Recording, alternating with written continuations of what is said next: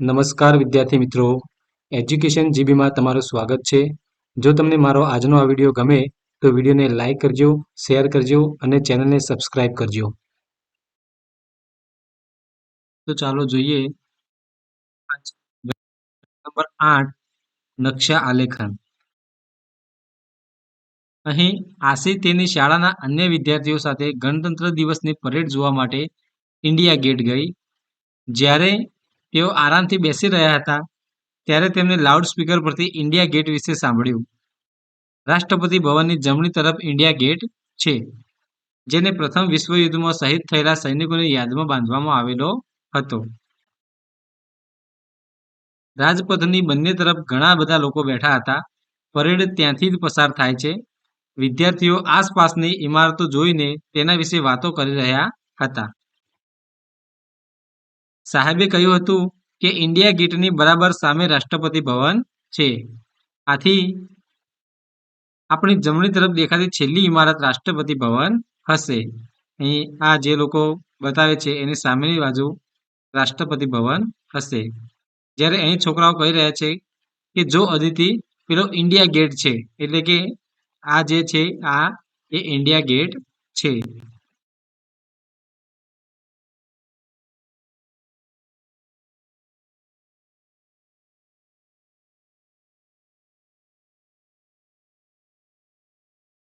અહીં હેલિકોપ્ટરમાંથી લીધેલ ફોટોગ્રાફ છે. તમે રાજપથ જોઈ શકો છો, જે રાષ્ટ્રપતિ ભવન તથા ઇન્ડિયા ગેટને જોડે છે. અદિતિ રાજપથ પર જ્યાં બેઠી હોય તે જગ્યા પર નિશાની કરો.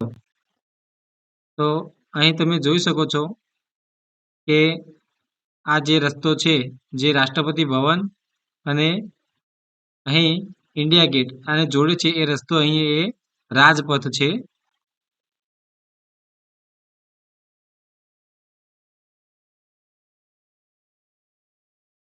હવે નીચે પ્રશ્નો આપ્યા છે કે ફોટો તથા નકશાને સાંકળો. એટલે કે આ ફોટો અને નકશો બંનેને આપણે જોવાના છે અને તેના પરથી પ્રશ્નોના જવાબ આપવાના છે. પહેલો પ્રશ્ન છે કે શું તમે કોઈ શહેરનો નકશો જોયો છે? નકશા 1ને જુઓ, તેને ફોટા સાથે સાંકળીને ઇન્ડિયા ગેટ ક્યાં છે તે બતાવો. તેનું નકશા પર આલેખન કરો. તો આપણે અહીંયા નકશો અને ફોટો એ બંનેને જોવાનું છે. તમે જોઈ શકો છો કે ફોટામાં ઇન્ડિયા ગેટ અહીં આપેલો છે, તો નકશામાં આપણે અહીં ઇન્ડિયા ગેટ ઉપર આપણે નિશાની બનાવેલી છે. અહીં ઇન્ડિયા ગેટ આવેલો છે. પછી નીચે જોઈએ કે નકશાના આ ભાગમાં કેટલાક રસ્તાઓ બતાવેલ છે. આ રસ્તાઓને ફોટામાં શોધી કાઢો. તો તમે આ નકશો 1માં જોઈ શકો છો કે અહીં ઘણા બધા રસ્તાઓ આપેલા છે, જેમ કે રાજપથ છે, જનપથ છે, રફી માર્ગ છે, વિજય ચોક, માનસિંહ રોડ, કસ્તુરબા ગાંધી માર્ગ, ડોક્ટર ઝાકિર હુસેન રોડ, તિલક માર્ગ જેવા રસ્તાઓ અહીં આપેલા છે. તો એ રસ્તાઓને તમારે અહીંયા ફોટા પર જોવાના છે. તો ફોટા પર તમે જોઈ શકો છો કે અહીં જે રસ્તો છે માનસિંહ રોડ, અહીંયા ડોક્ટર ઝાકિર હુસેન રોડ, આ બાજુ છે એ તિલક માર્ગ, આ બાજુ કસ્તુરબા ગાંધી માર્ગ, અહીંયા રાજપથ છે, પછી અહીંયા જનપથ આવે છે, અહીંયા રફી માર્ગ આવે છે, અહીંયા વિજય ચોક આવે છે. એ રીતે બધા અહીંયા નકશા પર આવેલા છે. ત્રીજું છે કે રાષ્ટ્રપતિ ભવનથી ઇન્ડિયા ગેટ સુધીમાં પસાર કરવામાં આવતા રસ્તાના નામ આપો. રાષ્ટ્રપતિ ભવનથી ઇન્ડિયા ગેટ સુધીમાં જે રસ્તાઓ આવે છે, અહીં નકશામાં અને ફોટામાં તમે જોઈ શકો છો કે રાષ્ટ્રપતિ ભવન અહીંયા છે અને ઇન્ડિયા ગેટ છે એ અહીં છે. તો આ બંનેને વચ્ચે જે રસ્તાઓ આવે છે એ રસ્તાઓના નામ આપણે અહીંયા લખવાના છે, જેમ કે રાજપથ, રફી માર્ગ, જનપથ વગેરે જેવા રસ્તાઓ અહીંયા આવે છે. નકશા 1માં નેશનલ સ્ટેડિયમ શોધી કાઢો. શું તે તમને ફોટામાં દેખાય છે? તો આપણે અહીંયા નકશો 1 જોવાનો છે, જેમાં તમે અહીંયા જોઈ શકો છો કે નેશનલ સ્ટેડિયમ છે એ અહીં આવેલું છે. નેશનલ સ્ટેડિયમ અહીં આવેલું છે. જ્યારે ફોટામાં નેશનલ સ્ટેડિયમ અહીં આવે, પણ આ ભાગ અહીંયા કપાઈ ગયેલો છે એટલે આપણે અહીંયા નેશનલ સ્ટેડિયમ જોવા મળતું નથી.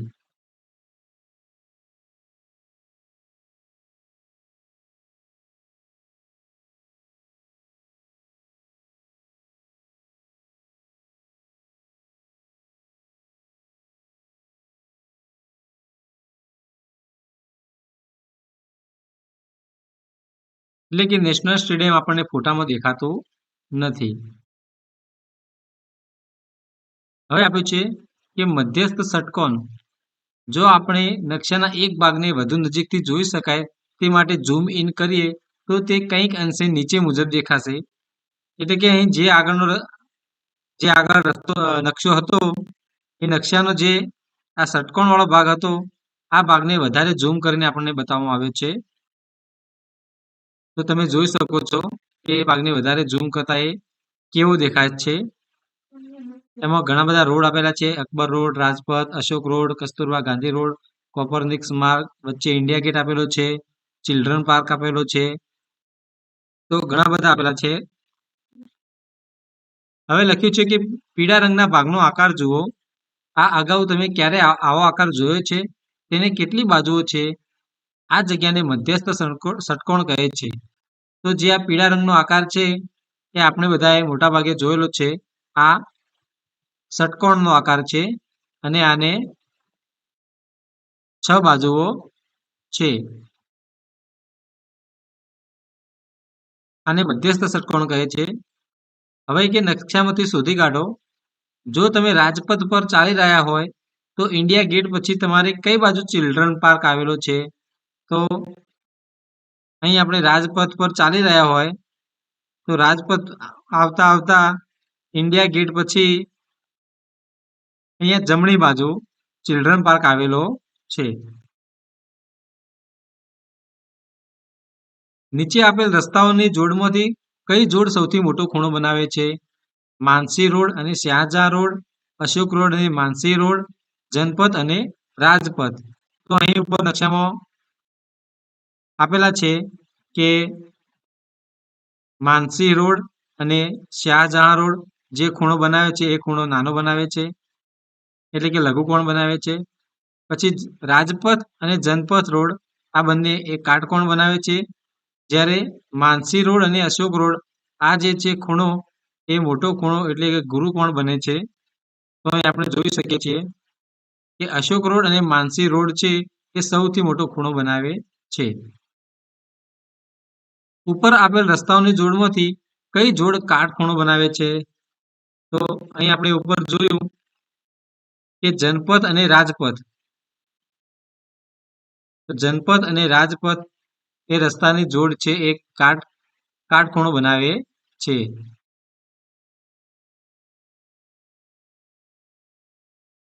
જનપથ અને રાજપથ.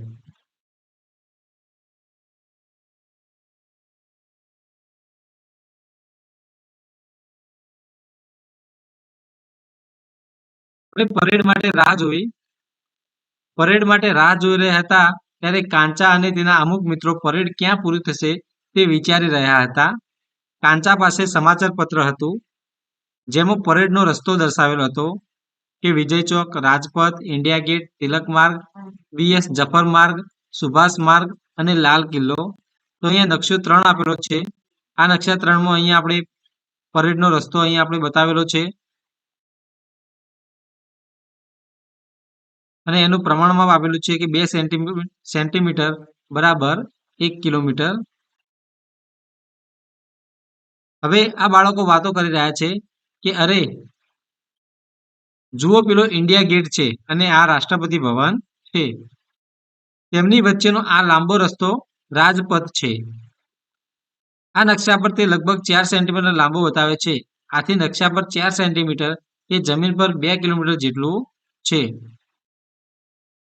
ચાલો આપણે રાજપથ કેટલો લાંબો છે તેનો અંદાજ લગાવીએ. તમે સાચું કહી રહ્યા છો કે જુઓ નકશાની નીચે પ્રમાણ માપ લખેલ છે 2 સેન્ટીમીટર બરાબર 1 કિલોમીટર. મારી મમ્મી મને કહ્યું હતું કે વિજય ચોકથી શરૂ કરી ઇન્ડિયા ગેટ સુધી રાજપથ 2 કિલોમીટર લાંબો છે.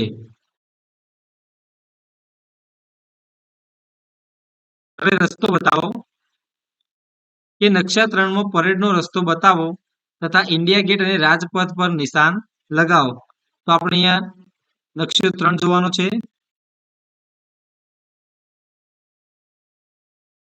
અને તેમાં આપણે અહીંયા પરેડનો રસ્તો બતાવેલો છે કે વિજય ચોકથી જનપથ, તિલક માર્ગ, BS જફર માર્ગ, સુભાષ માર્ગ થઈને અહીંયા લાલ કિલ્લા સુધી પરેડ જાય છે.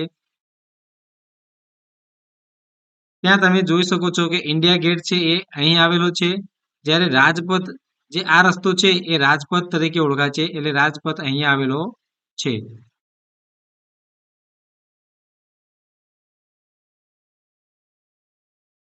હવે નકશાને ધ્યાનપૂર્વક જુઓ અને શોધી કાઢો કે નીચેનામાંથી કયો રસ્તો સૌથી લાંબો છે, BS જફર માર્ગ, સુભાષ માર્ગ કે તિલક માર્ગ. તો આપણે નકશો જોઈએ તો તિલક માર્ગ છે એ અહીંયાથી અહીંયા સુધીનો છે. BS જફર માર્ગ છે એ અહીંયાથી અહીંયા સુધી છે, જ્યારે સુભાષ માર્ગ છે એ અહીંયાથી છેક અહીંયા સુધી લાંબો છે. એટલે કે આપણે જોઈ શકીએ છીએ કે સુભાષ માર્ગ છે એ સૌથી લાંબો માર્ગ છે. જો રૂબિયા જામા મસ્જિદથી પરેડ જોવા આવતી હોય તો તેણે કેટલી દૂર સુધી ચાલવું પડશે તે વિશે અનુમાન કરો. રૂબિયા જામા મસ્જિદથી પરેડ જોવા આવે છે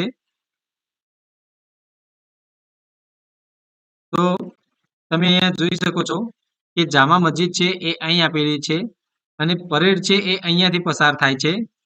તો રૂબિયા અહીંયાથી પરેડ જોવા માટે અહીંયા આવે છે, એટલે કે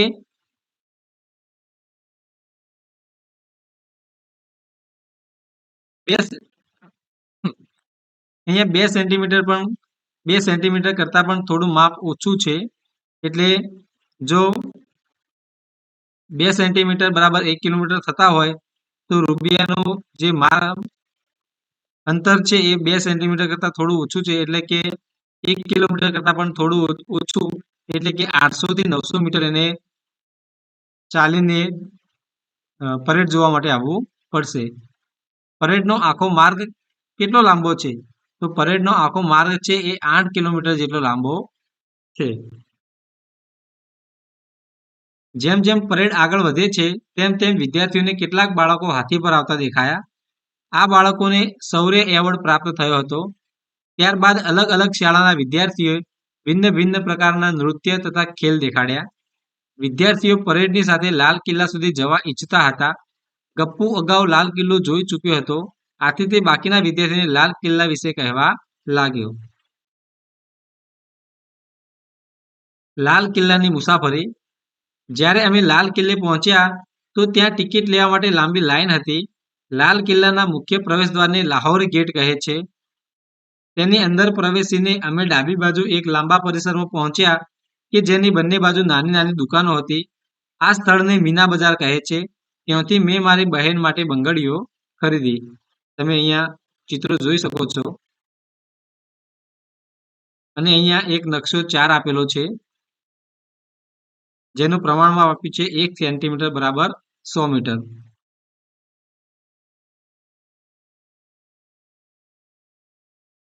નક્કરખાના, જ્યાં ઢોલ વગાડીને રાજાને સંદેશો સંભળાવવામાં આવતો હતો. ત્યાંથી સીધા દીવાને આમથી સીધા આગળ ચાલીને અમે રંગમહેલ જોયો. તે ખૂબ જ સુંદર ઇમારત છે. અમારી ડાબી બાજુ બીજી 3 ઇમારતો હતી. આ ઇમારતોને નકશામાં શોધો. તો દીવાને આમથી ડાબી બાજુ જે 3 ઇમારતો છે તો આપણે જોઈએ કે કઈ કઈ ઇમારતો છે.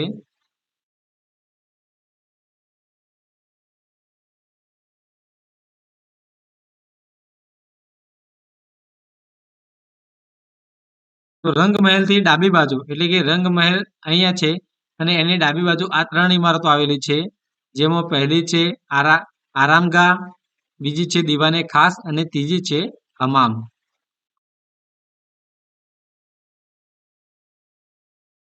ત્યાંથી સીધા નક્કરખાના થઈને તમે દીવાને આમ પહોંચી શકો છો. રાજા આ જગ્યાનો પોતાની પ્રજાને મળવા માટે ઉપયોગ કરતા હતા. અમે રંગમહેલથી ડાબી તરફ આગળ વધીને દીવાને ખાસ પહોંચ્યા, જ્યાં રાજા પોતાના મંત્રીઓ તેમજ અન્ય અગત્યના માણસોને મળતા હતા. જમણી બાજુથી રંગમહેલ, આરામગાહ અને દીવાને ખાસ જે અહીંયા ચિત્રમાં આપેલા છે.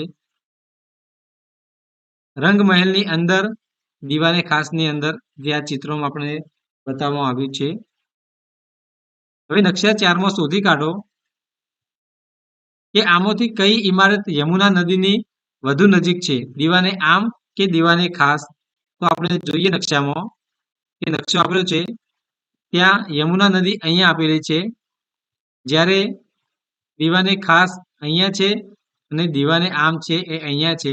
તો દીવાને ખાસ છે એ યમુના નદીની વધારે નજીક આવે છે.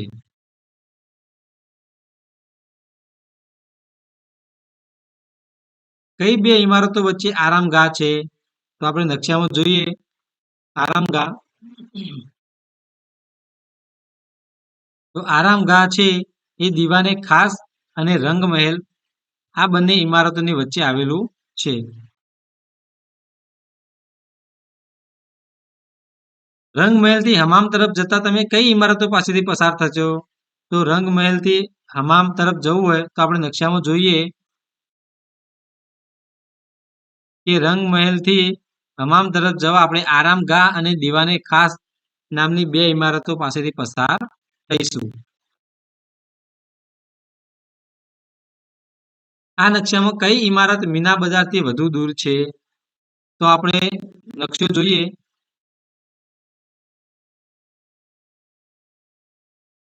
તો નકશામાં મીના બજાર છે એ અહીં આવેલું છે અને ત્યાંથી આપણે જોઈએ તો હમામ નામની જે ઇમારત છે એ ઘણી જ દૂર આવેલી છે.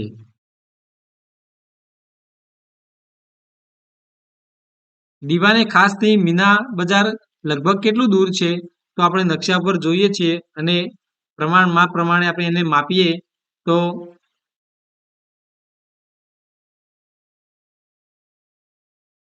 આપણે જોઈએ છીએ અહીંયા કે મીના બજારથી દીવાને ખાસ એ લગભગ અહીંયા આપણે અહીંયાથી આમ સીધું અને આમ કરી આમ માપીએ તો 5 સેન્ટીમીટર જેટલું થાય છે. તો માપ પ્રમાણે 5 સેન્ટીમીટર એટલે કે 500 મીટર જેટલું દૂર છે.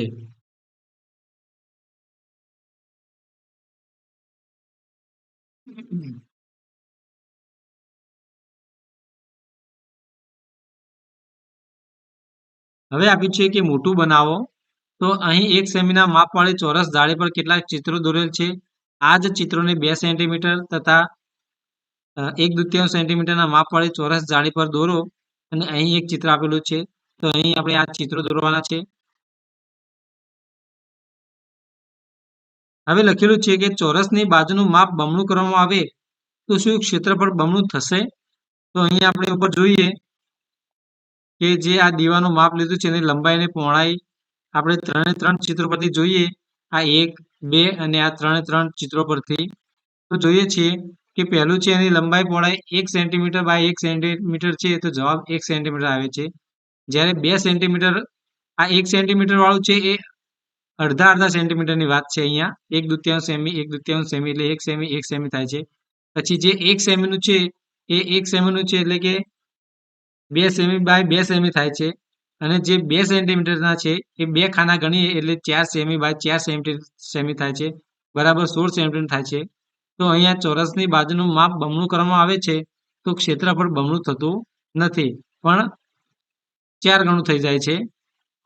મિત્રો ફરીથી કહી દઉં છું કે જે અહીંયા 1 સેન્ટીમીટર બાય 1 સેન્ટીમીટર લીધું છે તો એ અહીં જે 1/2 સેન્ટીમીટરના ખાના હતા એની વાત છે. ત્યાં 2 ખાનાનો સરવાળો કરે એટલે 1 સેન્ટીમીટર થઈ જાય છે. 1 સેન્ટીમીટર લંબાઈ અને 1 સેન્ટીમીટર પહોળાઈ. પછી જે 1 સેન્ટીમીટર બાય પછી જે 2 સેમી બાય 2 સેમી છે અહીંયા 1 સેન્ટીમીટર વાળા ખાનાઓની વાત છે. જ્યાં 2 ખાના લંબાઈ છે અને 2 ખાનાની પહોળાઈ છે એટલે 2 સેન્ટીમીટર બાય 2 સેન્ટીમીટર થાય છે. અને અહીં 4 સેમી બાય 4 સેમી છે તો અહીંયા 2 સેન્ટીમીટર વાળા ખાનાની વાત છે. જેને 2 ખાનાની લંબાઈ અને 2 ખાનાની પહોળાઈ કરતા 4 સેમી બાય 4 સેમી થાય છે.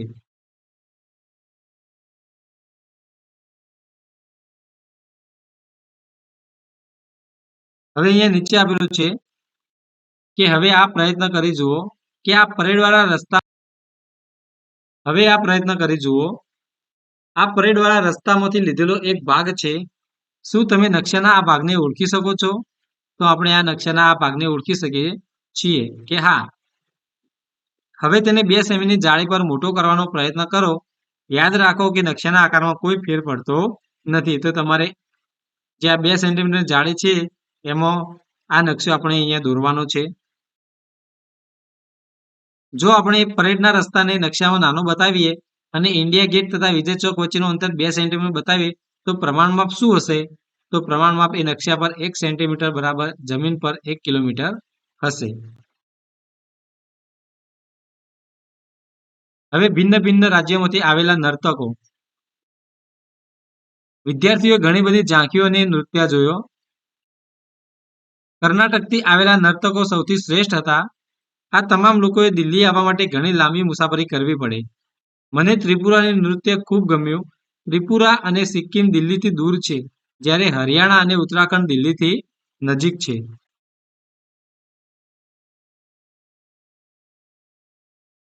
નીચે આપેલ ભારતનો નકશો જુઓ અને વિદ્યાર્થીઓ જે રાજ્યો વિશે વાત કરી રહ્યા હતા તે રાજ્યોને નકશામાંથી શોધી કાઢો. અહીંયા નકશો 5 આવેલો છે કે આ નકશો એ અંદાજિત પ્રમાણ માપ પર બનાવેલ છે, તેથી વિદ્યાર્થીઓ સરળતાથી અંતર, ક્ષેત્રફળ તથા દિશાનો અંદાજ લગાવી શકે છે. તો અહીંયા ભારતનો નકશો આપેલો છે. આ નકશાનો આપણે અભ્યાસ કરવાનો છે. કે પહેલો પ્રશ્ન છે કે કર્ણાટકની ટીમ બેંગ્લોરથી નીકળીને ઉત્તર દિશા તરફ મુસાફરી કરે છે, તો દિલ્હી સુધી પહોંચવા માટે તેઓને કયા કયા રાજ્યો પસાર કરવા પડે? તો આપણે અહીંયા જોઈશું કે કર્ણાટકની ટીમ જે અહીંયાથી નીકળે છે એને અહીંયા દિલ્હી સુધી પહોંચવું હોય તો જો તેઓ આ માર્ગે પસાર થાય છે અહીંયાથી પસાર થાય છે તો તેઓ પહેલા કર્ણાટકમાંથી નીકળી મહારાષ્ટ્રમાંથી નીકળી મધ્યપ્રદેશથી નીકળી રાજસ્થાન અને રાજસ્થાનથી નીકળીને તેઓ દિલ્હી જાય છે. અને જો તેઓ અહીંયાથી આ બાજુનો રસ્તો પસંદ કરે છે તો તેઓ આંધ્રપ્રદેશ, તેલંગાણા, મહારાષ્ટ્ર, મધ્યપ્રદેશ, ઉત્તર પ્રદેશ થઈને દિલ્હી જશે. બીજો પ્રશ્ન છે કે જમ્મુ અને કાશ્મીર દિલ્હીની ઉત્તર તરફ છે, આથી ત્યાંથી આવનારી ટીમને દિલ્હી પહોંચવા દક્ષિણ તરફ મુસાફરી કરવી પડે, તો તેઓ કયા કયા રાજ્યોમાંથી પસાર થશે? તો આપણે નકશામાં જોઈએ કે જમ્મુ કાશ્મીરના લોકો દિલ્હી આવવું હોય તો તેઓ હિમાચલ પ્રદેશ, ઉત્તરાખંડ કે હિમાચલ પ્રદેશ, હરિયાણા થઈને દિલ્હી આવી શકે છે. એટલે કે આ રાજ્યોમાંથી એમને પસાર થવું પડે છે. તમે અહીંયા નકશામાં જોઈ શકો છો.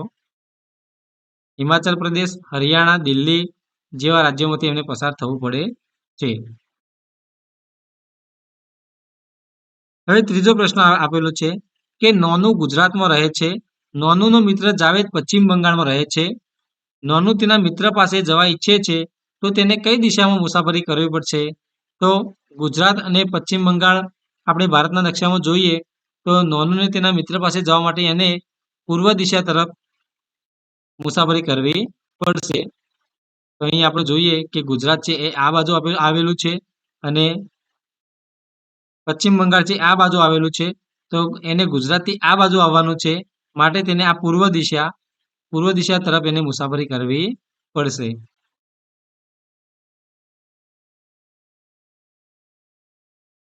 જમ્મુ અને કાશ્મીરની ઉત્તરે કોઈ રાજ્ય આવેલું છે? તો ના, જમ્મુ અને કાશ્મીરની ઉત્તરે કોઈ રાજ્ય આવેલું નથી. ગુજરાતની પશ્ચિમે કયું રાજ્ય આવેલું છે? તો ગુજરાતની પશ્ચિમે પણ કોઈ રાજ્ય આવેલું નથી. હવે નકશા પર 1 સેન્ટીમીટર બરાબર જમીન પર 200 કિલોમીટર થાય. આ પ્રમાણ માપનો ઉપયોગ કરીને શોધી કાઢો કે દિલ્હીથી જયપુર લગભગ કેટલું દૂર છે? તો અહીંયા આપણે જોઈએ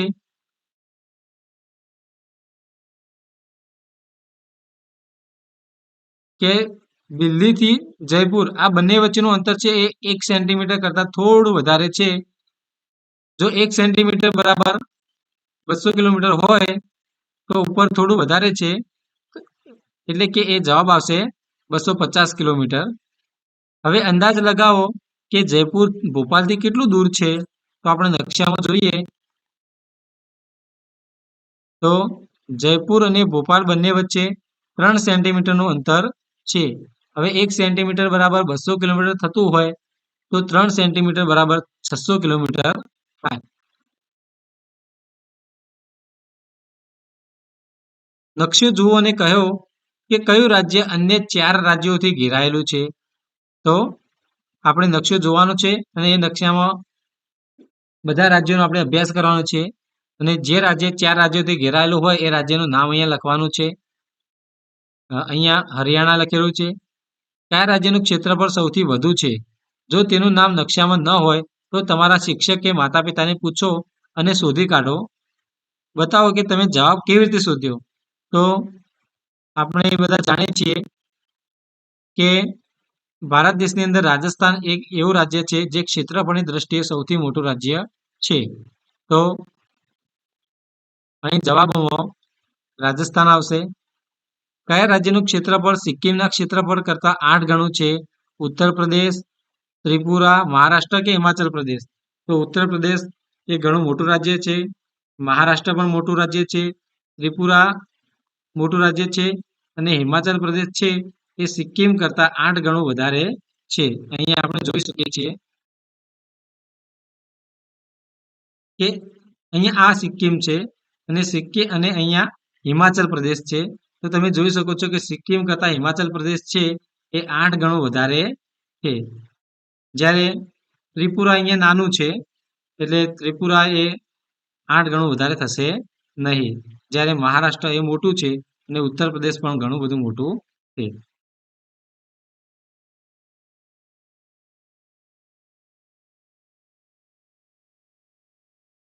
રાજસ્થાનનું ક્ષેત્રફળ એ પંજાબ રાજ્યના ક્ષેત્રફળ કરતાં લગભગ કેટલા ગણું વધારે છે? તો અહીંયા આપણે જોઈએ કે રાજસ્થાનનું ક્ષેત્રફળ અને પંજાબનું ક્ષેત્રફળ. તો પંજાબ એ આવડું છે. એ પંજાબના માપના અહીંયા આપણે એવડા એવડા માપના અહીંયા ટુકડા દોરીએ તો એ લગભગ 6 ટુકડા થાય છે. તો રાજસ્થાનનું ક્ષેત્રફળ એ પંજાબના ક્ષેત્રફળ કરતાં 6 ગણું વધારે છે. હવે સમુદ્ર. બાલા સમુદ્ર કિનારે ઊભો રહીને વિશાળ સમુદ્રને જોઈ રહ્યો છે. તેને સમુદ્રનો કોઈ અંત નથી એવો ભાસ થાય છે. શું તમે સમુદ્ર જોયો છે? ચિત્રમાં સમુદ્ર ક્યાં છે? ભારતના નકશામાં સમુદ્રને શોધી કાઢો. નકશામાં સમુદ્રને કયા રંગથી દર્શાવવામાં આવે છે? તો ચિત્રમાં જે આ બાળક ઊભું છે એની સામે જે દેખાય છે એક સમુદ્ર છે અને ભારતના નકશામાં તમે જોઈ શકો છો કે અહીંયા જે આ વાદળી રંગનો ભાગ દેખાય છે આ બધો ભાગ છે એ સમુદ્ર એટલે કે દરિયો છે અને એને વાદળી રંગ વડે દર્શાવવામાં આવે છે.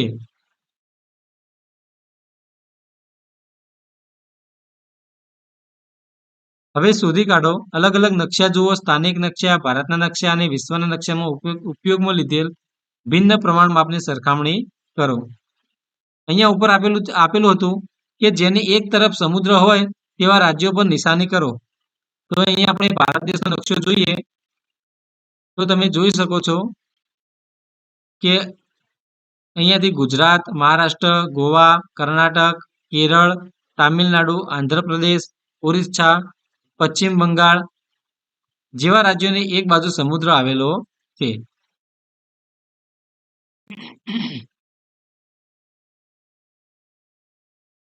એક એવા રાજ્યનું નામ આપો કે જેની એક પણ તરફ સમુદ્ર ના હોય. તો તમે ભારતની અંદરથી એવું રાજ્ય શોધી શકો છો.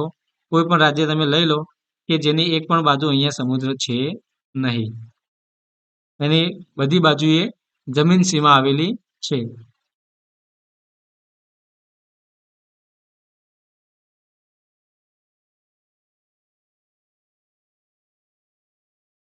હવે રાજ્યોની વચ્ચે આવતી રેખાઓ.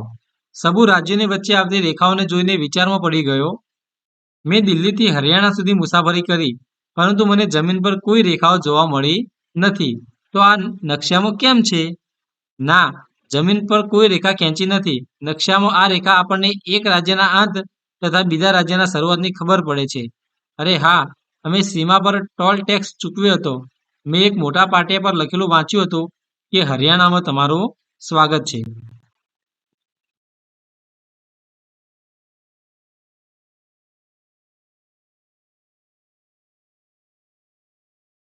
હવે અહીંયા આપેલું છે કે શહેરો વચ્ચેનું અંતર. તો અહીંયા એક નકશો 6 નંબરનો આપેલો છે. જેમાં જુદા જુદા શહેરો આપેલા છે. છોલાઘાટ, ભેલપુર, ઢોકળાબાદ, બરફીનગર અને ઇડલીપુર. એનું પ્રમાણ માપ છે 1 સેન્ટીમીટર બરાબર 10 કિલોમીટર. પહેલો પ્રશ્ન છે કે નકશામાં ઇડલીપુર એ બરફીનગરથી કેટલા સેન્ટીમીટર દૂર આવેલું છે? તો ઇડલીપુર અને બરફીનગર બંને વચ્ચેનું અંતર આપણે ફૂટપટ્ટી વડે માપીએ છીએ તો એ 5 સેન્ટીમીટર જેટલું થાય છે. તો 5 સેન્ટીમીટર દૂર આવેલું છે. જ્યારે બીજો પ્રશ્ન છે ઇડલીપુરથી બરફીનગર જવા માટે તમારે કેટલા કિલોમીટરની મુસાફરી કરવી પડે? તો અહીં 1 સેન્ટીમીટર બરાબર 10 કિલોમીટર થાય છે.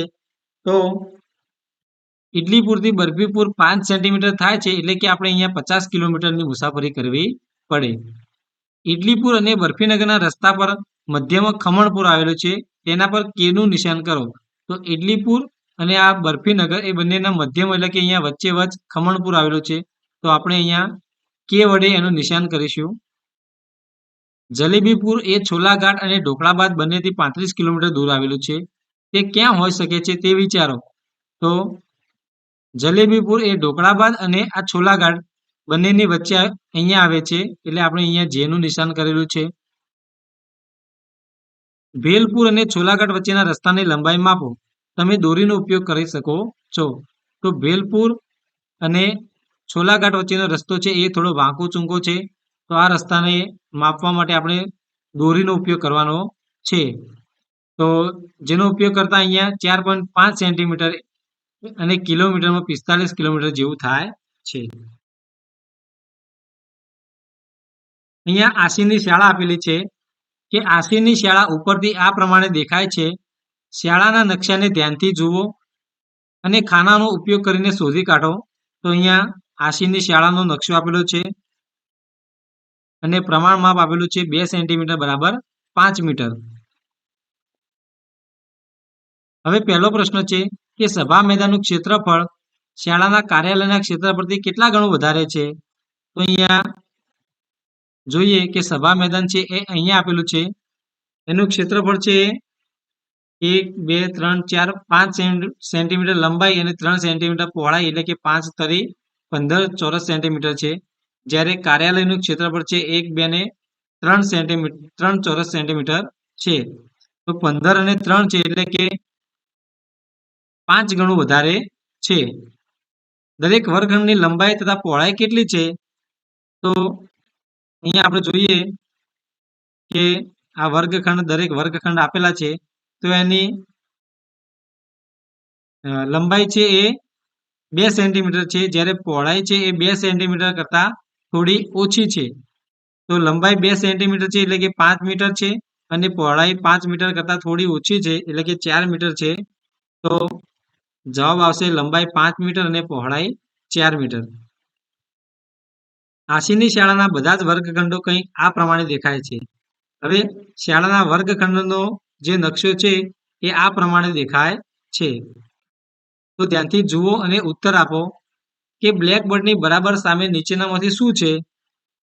તો અહીંયા બ્લેકબોર્ડ આપ્યું છે એની બરાબર સામે અહીંયા ડિસ્પ્લે બોર્ડ આપેલું છે. બીજું છે કે ફરી એકવાર શાળાનો નકશો જુઓ અને અંદાજ લગાવો અને નીચે દર્શાવેલ જ્યાં હોય ત્યાં નિશાની કરો. તો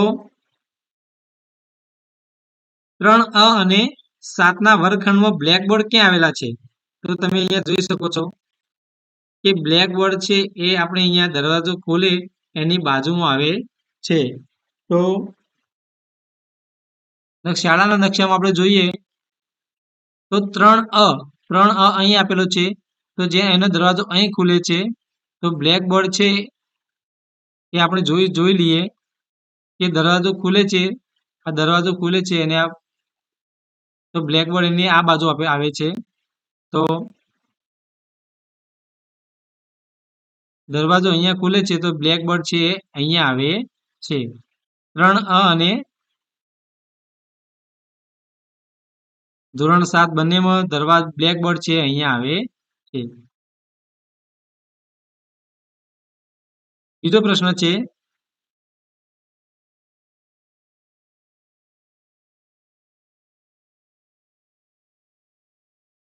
કે IV એટલે કે ધોરણ 4 અને 10ના વર્ગખંડમાં કબાટ.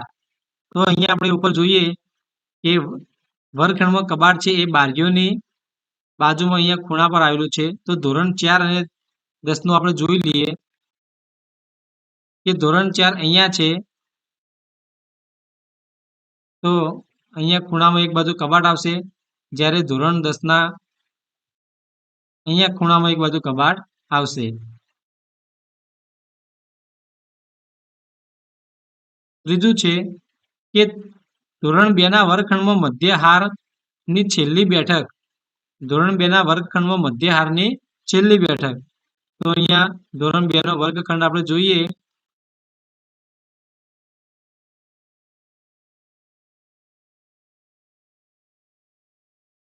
તો ધોરણ 2નો વર્ગખંડ એ અહીંયા આપેલો છે અને અહીંયા જે બ્લેકબોર્ડ આવે છે તો એની સામે છેલ્લી બેઠક આપણે જોવા જઈએ તો અહીંયા આવશે.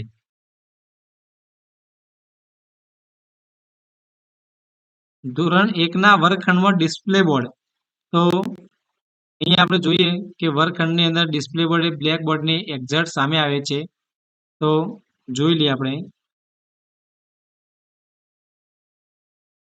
કે ધોરણ 1 છે અહીંયા આપેલું છે, જ્યારે બ્લેકબોર્ડ અહીંયા આવે છે તો એની એક્ઝેક્ટ સામે અહીંયા ડિસ્પ્લે બોર્ડ આવશે. અહીંયા સામે ડિસ્પ્લે બોર્ડ આવશે.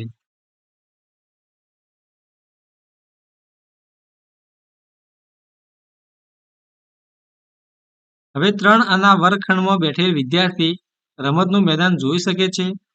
તો આપણે અહીંયા નકશામાં જોઈએ કે 3A એ અહીંયા આપેલો છે અને રમતનું મેદાન છે અહીં આપેલું છે. તો 3Aના બાળકો જો બારીમાંથી પણ જુએ તો એમને સભા મેદાન દેખાય, પણ રમતનું મેદાન દેખાય નહીં. હા, 3Bના વિદ્યાર્થીઓ હોય તો તેઓ અહીંયા બારીમાંથી રમતનું મેદાન જોઈ શકે છે, પણ 3Aના વિદ્યાર્થીઓ બારીમાંથી રમતનું મેદાન જોઈ શકતા નથી. એટલે કે 3Aના વર્ગખંડમાં બેઠેલ વિદ્યાર્થી રમતનું મેદાન જોઈ શકે છે તો ના. જો મિત્રો તમને મારો આ વિડીયો ગમ્યો હોય તો વિડીયોને લાઈક કરજો, શેર કરજો અને ચેનલને સબસ્ક્રાઈબ જરૂરથી કરજો.